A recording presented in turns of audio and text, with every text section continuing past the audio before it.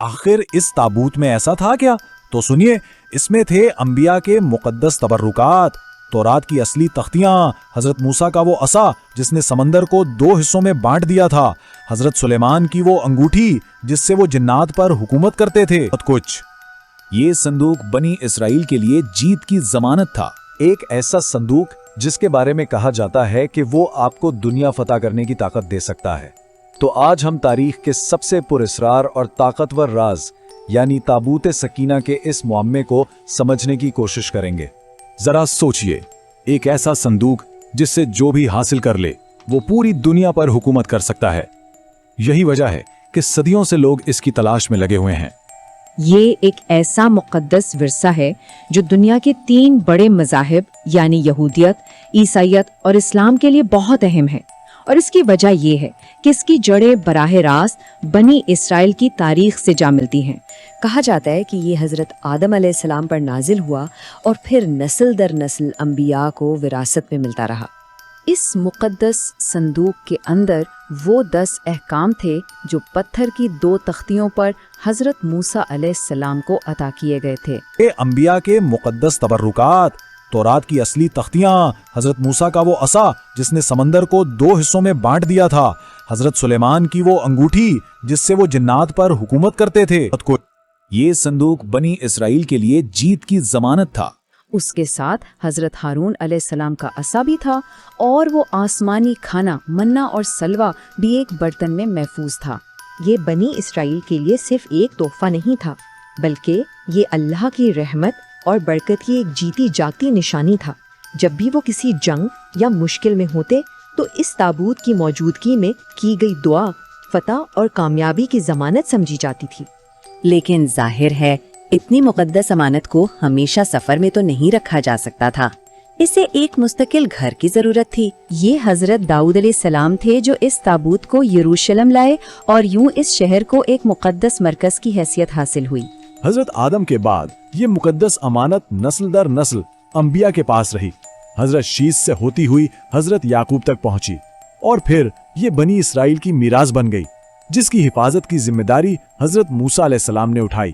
जब इस मुकद्दस ताबूत को तारीख की सबसे शानदार इबादत गाह में रखा गया था। ये हजरत दाऊद अलैहिस्सलाम थे जो इस ताबूत को यरूशलेम लाए और यूं इस शहर को एक मुकद्दस मरकज की हैसियत हासिल हुई। फिर उनके बेटे हज़रत सुलेमान अलैहिस्सलाम ने उसकी हिफाजत के लिए एक बहुत ही अजीमुशान इबादत गाह तामीर करवाई, जिसे हैकल सुलेमानी या फर्स्ट टेम्पल भी कहा जाता है। और ये कोई मामूली इमारत नहीं थी, ये पहला हैकल पूरे 410 साल तक कायम रहा। सोचें जरा, 4 सदियों तक ये बनी इसराइल की रूहानी और सकाफती जिंदगी का मरकज बना रहा। जंग के मैदान में जब दुश्मन की फौजें उन पर भारी पड़ती तो वो इस ताबूत को अपने सामने रखते और बस उनके दिलों से सारा खौफ निकल जाता और उसकी जगह हिम्मत और सुकून ले लेता। जब तक ये ताबूत बनी इसराइल के पास रहा ना, वो उरूज पर रहे। लेकिन आप जानते हैं, हर उरूज को जवाल है और जल्द ही इस कहानी ने एक बहुत ही अफसोसनाक मोड़ लिया। वह ये कि जब बनी इसराइल गुनाहों में डूब गए तो उन पर कौम ने हमला कर दिया। उन्होंने ना सिर्फ बनी इसराइल को शिकस्त दी, बल्कि उनसे उनकी सबसे कीमती चीज छीन ली, यानी ताबूत सकीना। लेकिन ताबूत के बेअदबी का अंजाम बहुत बुरा हुआ। ऐसी ऐसी बीमारियां और आफतें आईं कि उन्होंने डर कर ताबूत को एक बैलगाड़ी पर रखा और वापस भेज दिया।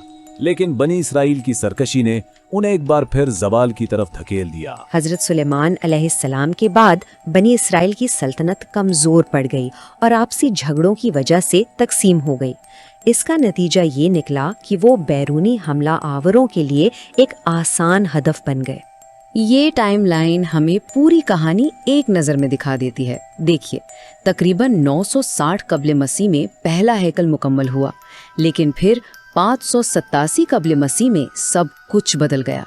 हैकल तबाह कर दिया गया और ताबूत तारीख से गायब हो गया। बहुत बाद में जब दूसरा हैकल बना तो उसमें ताबूत मौजूद नहीं था और आखिरकार वो भी 70 ईस्वी में तबाह हो गया। 587 कब्ल मसीह में बाबल के बादशाह बख्त नसर ने यरूशलेम पर हमला किया और हैकल सुलेमानी को मुकम्मल तौर पर मस्मार कर दिया। और बस इसी हमले की धूल और अफरा तफरी में ताबूत सकीना ऐसे गायब हुआ जैसे कभी था ही नहीं। اس کا کوئی سراغ نہیں ملا۔ مختلف لوگوں کے نظریات نہایت دلچسپ اور سنسنی خیز ہیں۔ مزید انکشافات جاننے کے لیے اس ویڈیو کا اگلا حصہ ضرور دیکھیں۔ ویڈیو کے نیچے کامنٹ کر کے اپنے خیالات کا اظہار کریں اور بتائیں کہ اگلا موضوع کیا ہونا چاہیے۔ اگر آپ چاہتے ہیں کہ آپ نئی ویڈیوز سب سے پہلے دیکھیں تو چینل کو سبسکرائب کرنا نہ بھولیں۔ بہت شکریہ۔ اللہ حافظ۔